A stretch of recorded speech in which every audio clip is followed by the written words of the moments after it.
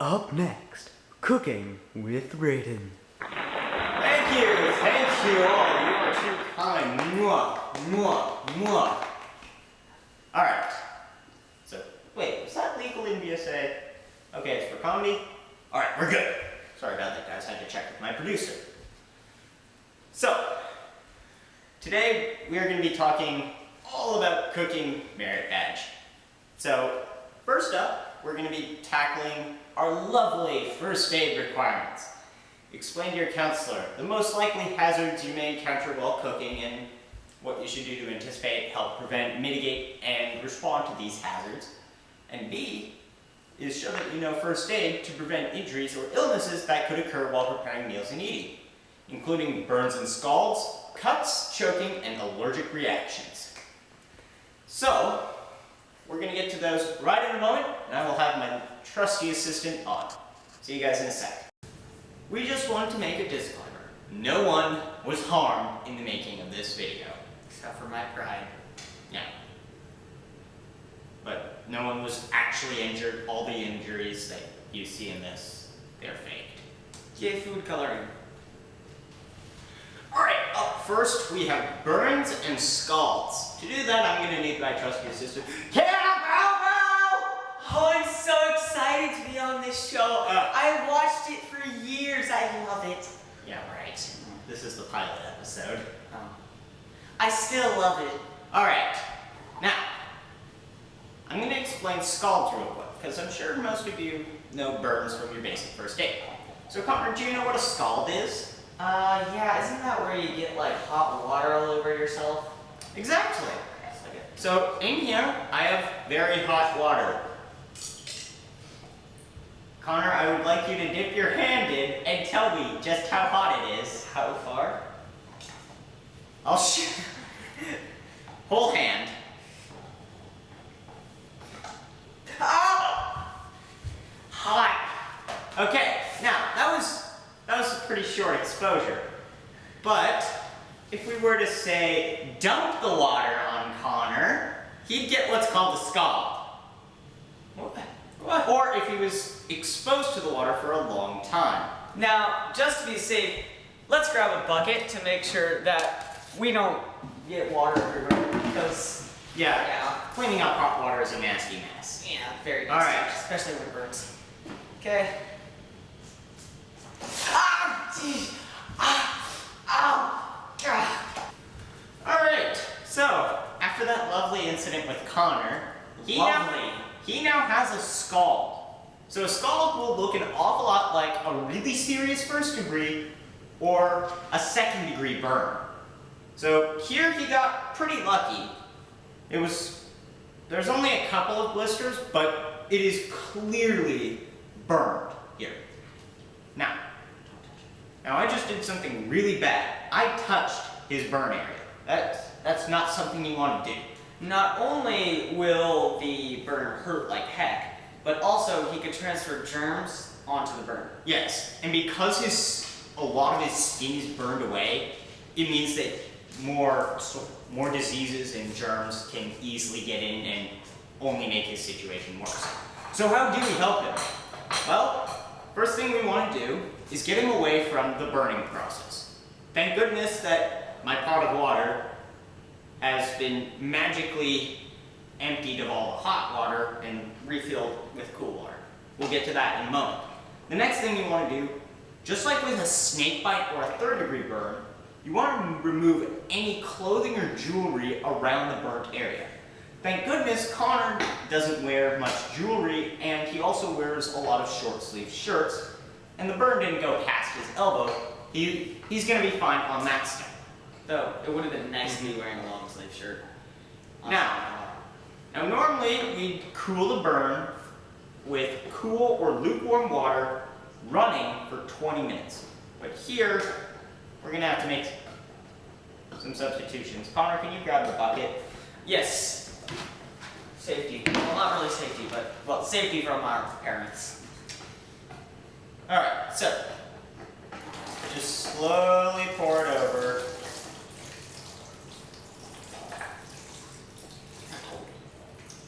Yeah. Okay. Now this I I typically get like lukewarm water out of the faucet and throw in a few things, a few cubes of ice. Next, you want to make sure that the person, you may be trying to cool down the person's burned area, but you also want to make sure that they themselves don't go into hypothermia. So, hypo. So maybe giving them a nice blanket. Yay, blanket. Alright. Now you're gonna wanna, now you need to cover the burn with something. Preferably something like a splint or, sorry, I meant a sling or a plastic burr. A plastic bag. This makes sure that they have some protection, but it also isn't directly applying pressure like this. This is bad. You want to have very, very loose pressure. Alright. And finally, if it really hurts, give them some pain medicine like ibuprofen. Or, Tylenol. Yes, just Pain medicine to, Yeah. Pain medicine to make it more bearable. Now that we've covered scalds, we're going to go into the other types of burns, the more common ones. Alright, so we've removed our scald supplies. So now we're going to talk about burns. Hopefully this is mostly a review section. So but we're gonna do it anyways. yes, so there are 3 types of burns. First degree. That's also known as a superficial burn. That means that it's just burned like the first few layers of skin. No horribly serious damage. Connor, what's an excellent example of what a first degree burn looks like? Maybe if you are cooking in the kitchen and you bump your arm against the oven and it gets burned. Yes, and what should you use if you have a first degree burn? What's the best remedy for it? You're a Life Scout.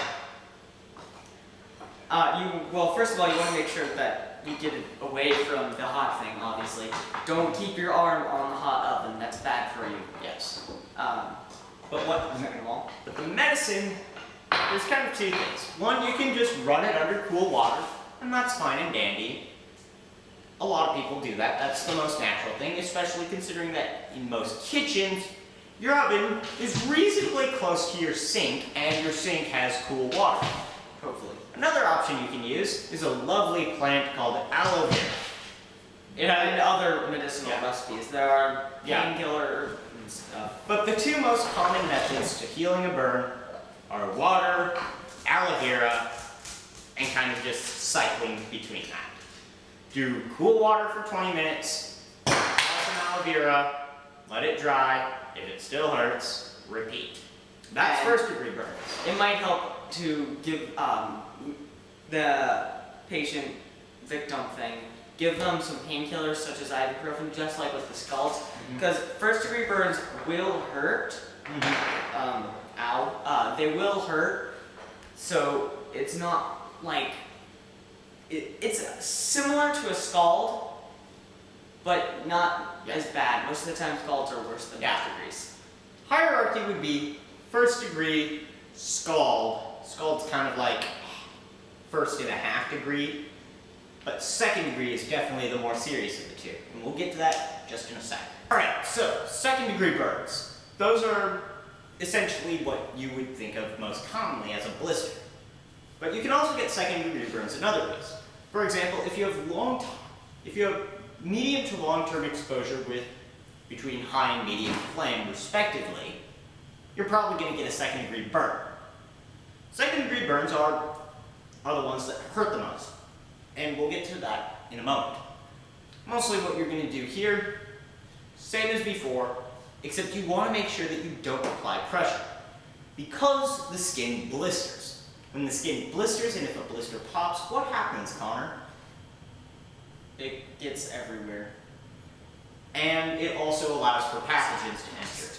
Yeah, get that up here, cause yeah, So, bloody. Connor has something a bit more serious. He decided he was going to stick most of his hand into a fire. It seemed like a good idea. Now class, this is what you would call a third-degree burn. Third-degree burns are by and far the most serious, but they also hurt the least. And why is that, Connor? Because they burn all the way through the nerve, so you can't feel anything. Yes, and sometimes they even char the bone, which is really bad. So, third degree, I've got basically 2 words. Call 911. Or is that 4? Yeah.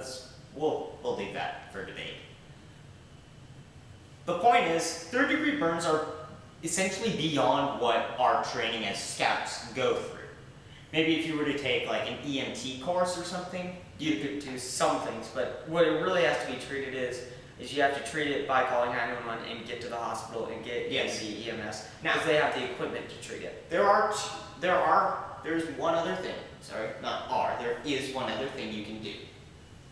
And that is, make sure that there's no clothing around here. Make sure that they aren't messing with their wound.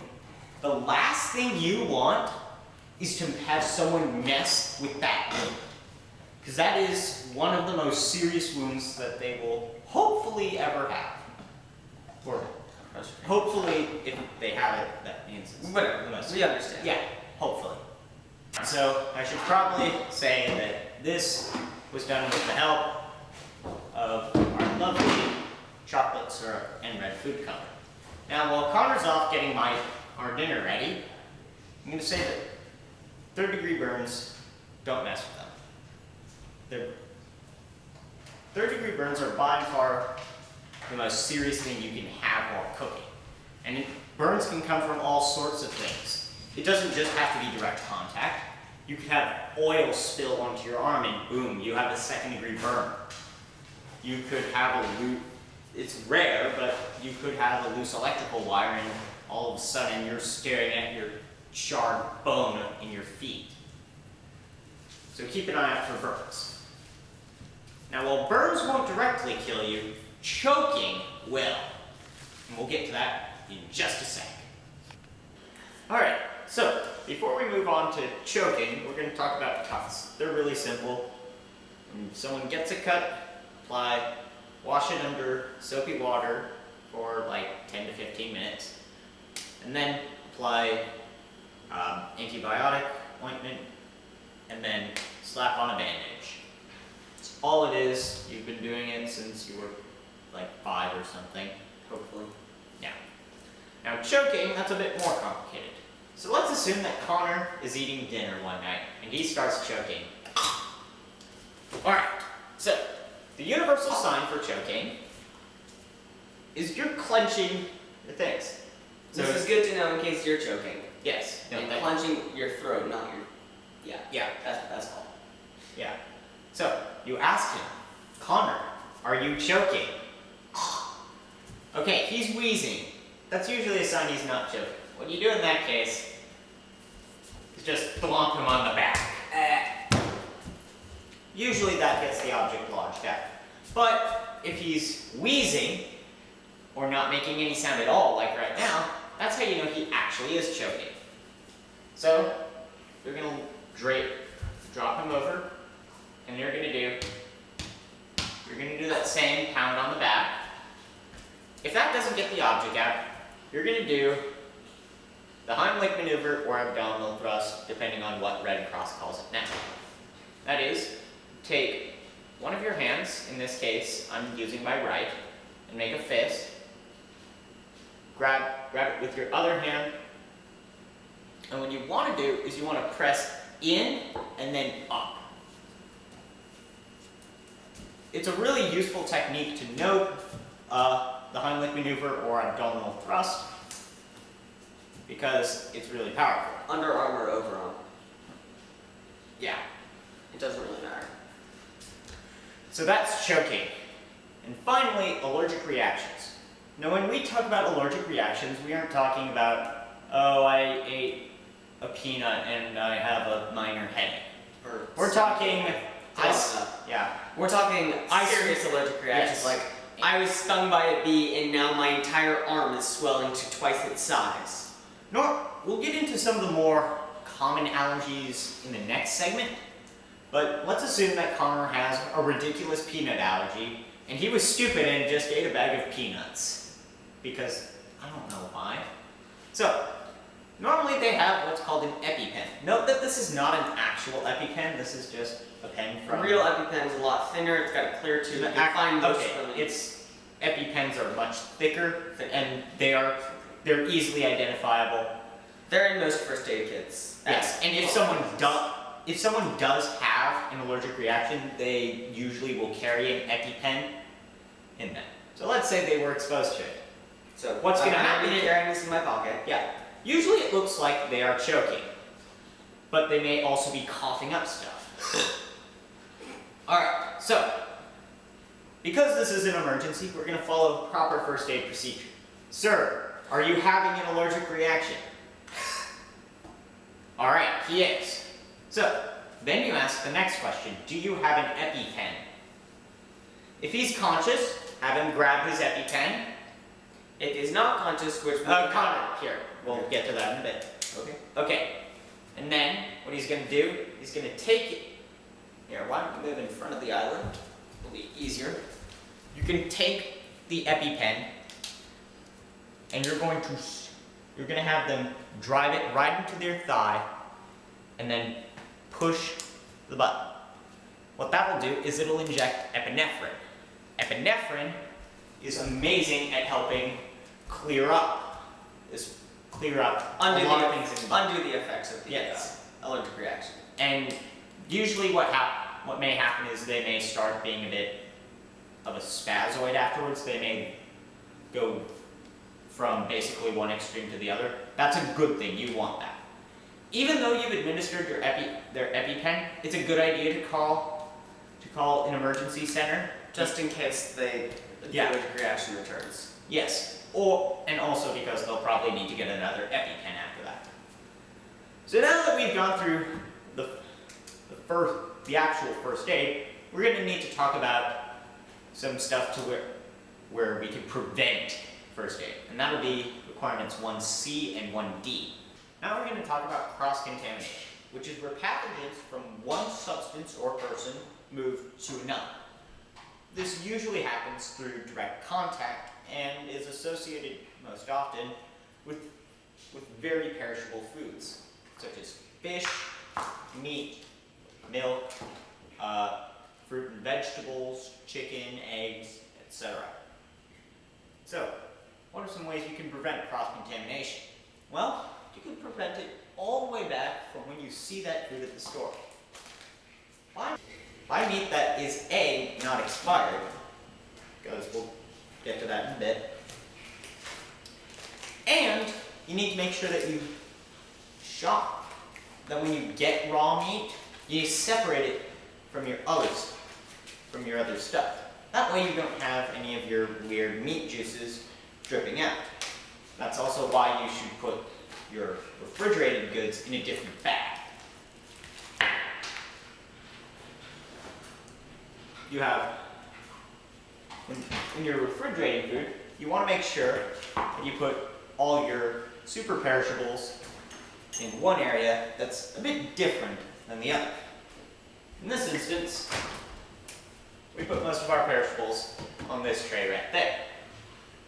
To keep your food clean, you need to make sure that you wash off not only the food, but also any utensils you're going to use, or the area where you will be cooking.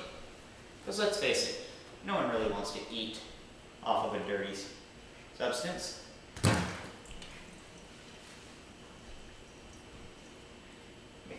If you keep your hands clean, that also reduces your chance of spreading any pathogens you may have on your hands.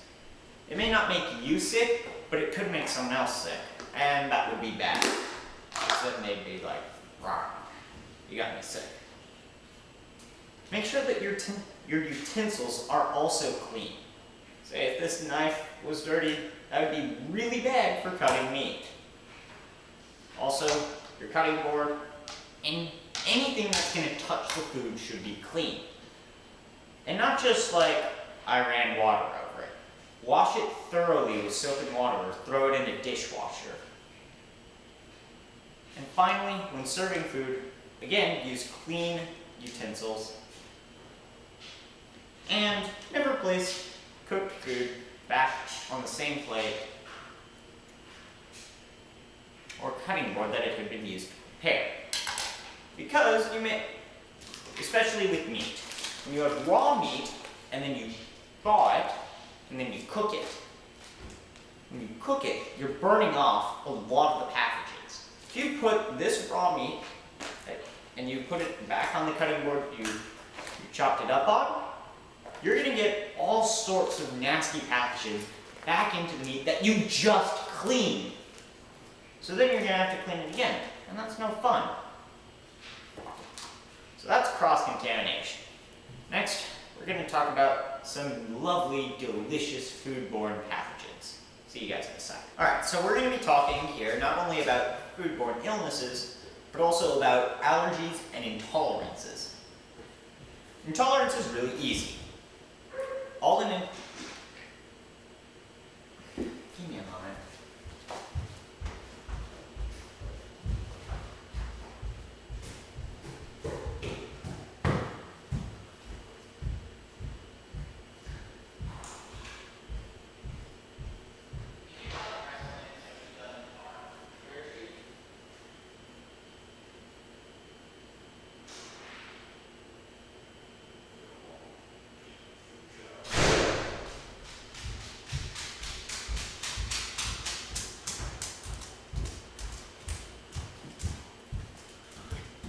Alright, so here we're going to talk about foodborne illnesses, intolerances, and food allergies. An intolerance you've mostly heard associated with lactose intolerance. All that means is they don't have an allergy to it. That's the good-ish news. Bad news is their system still doesn't really do well with it. They're not going to throw up or go into anaphylactic shock, but they'll probably get like a headache, or they'll break out, or they're just not going to feel good for several hours. However, and it's usually associated with, as I said, lactose, which is why lactose intolerant people don't really worry about milk products. However, there are allergies, such as to the lovely, never present nut. Man, that is really good. Now I may be able to eat this nut just fine. Someone else may eat this, and they may vomit, they may have really bad headaches, they will not feel good for a while, they may break out all over. And if it's severe enough, they could go into anaphylactic shock. In which case, refer to I think the previous section where Connor and I cover exactly how to treat for anaphylactic shock. So tasty. So that's allergies and intolerances. However, the other thing you have to worry about with food is foodborne illnesses. Now there's tons of foodborne illnesses, but I'd like to cover the 4 ones that I believe are the most threatening. Up first,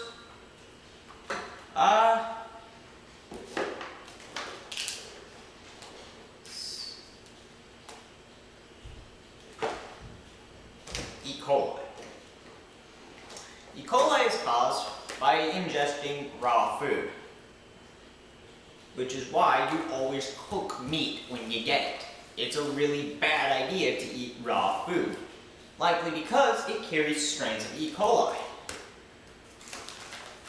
Vegetables you can usually get away with. Meat, you don't really have a chance, especially if it's like this meat and it wasn't bought at a store. Or if it was meat that was ground, especially ground meat, probably a store. That's another bad cause because industrial meat grinders, they're some of the dirtiest places on the face of the earth, and it's very easy for diseases to get into the meat. That's why, I think a couple of years ago, it was either last year or a couple of years ago, Jack in the Box had to do a massive recall of their ground patties because there were like either 930 or 93,000 cases of E. coli poisoning. Really nasty, but it won't kill you. Other diseases. Salmonella. This one, our scoutmaster had a bit of experience at camp. Here's the story. It was our final night on my first ever scout camp. He decided he was going to have a salad bar. What he didn't realize at the time was that the meat, most likely, had been sitting on ice the whole day. Now you may be wondering, what's wrong with that? Wouldn't that keep the meat cool? Not necessarily. See, the ice would melt, and then only the meat at the very bottom would stay cool. Now I know this is vegetables and not meat, but it's to help illustrate my point. What happened?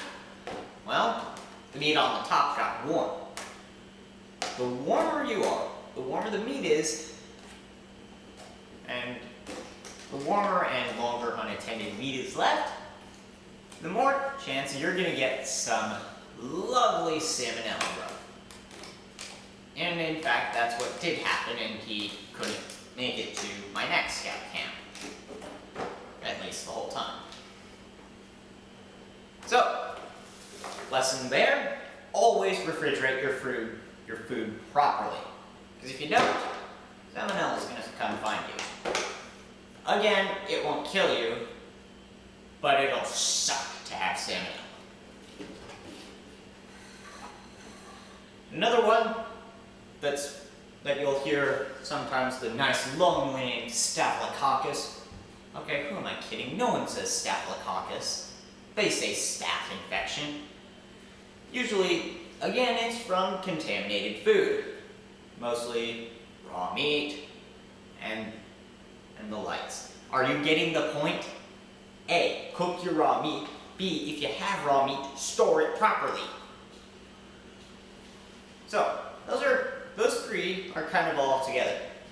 But the last one is by and far the most lethal of the diseases. I'm going to have another nut because they're tasty.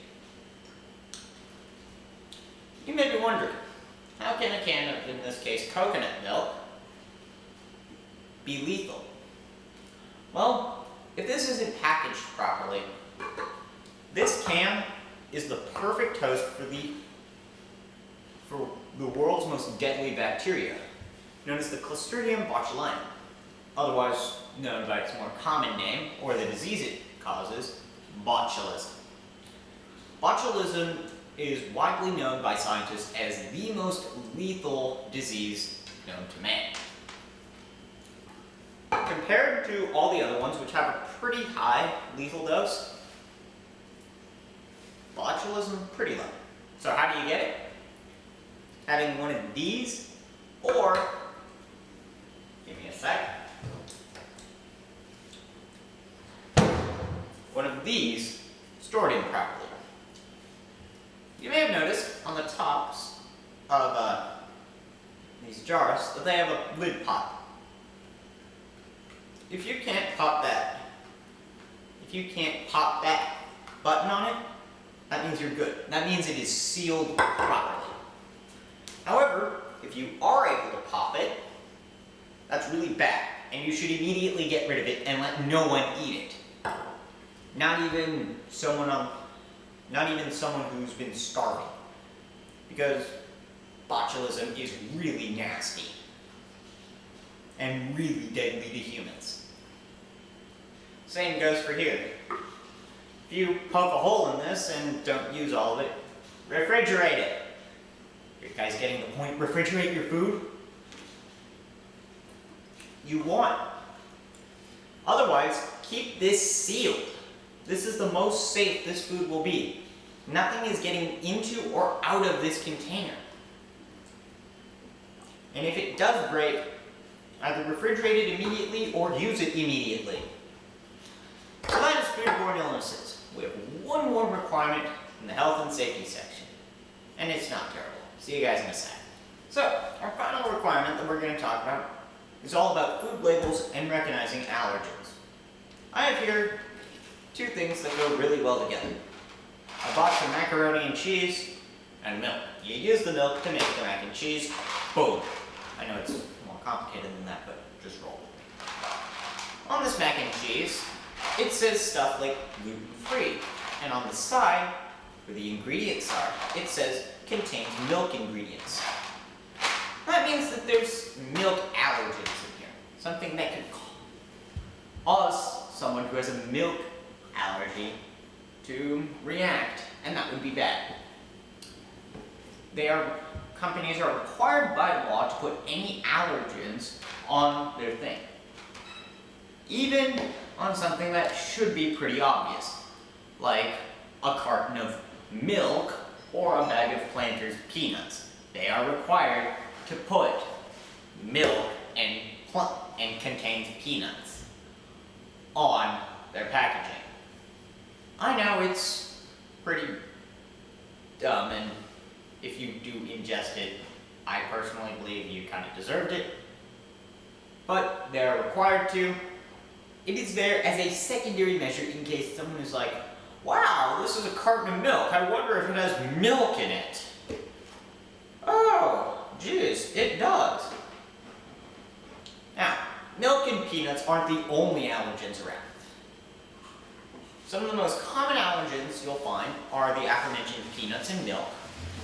Tree nuts, that's basically any nut that's not peanuts. The reason they're separated is you can have a peanut allergy, but not a tree nut allergy. Tree nut, there's more tree nuts, so that means that there's more nuts that you have to worry about. However, peanuts are usually a much more serious allergy, and almost always are close to anaphylactic. Eggs, again, very similar to milk, probably won't cause anaphylaxis, but they are not going to have a very fun day. Wheat, gluten is also up there. Wheat and gluten kind of go together. Soy, that's the second most common allergy after peanuts. Or third, sorry. It goes soy, number 3, peanuts, number 2, and the number 1 allergy, shellfish. However, peanuts still are the most severe allergy, at least for modern day. So that is the entirety of requirement 1. In the next video, you're going to do all of the lovely nutrition requirements in requirement 2. Thank you for watching this episode. See you guys next time.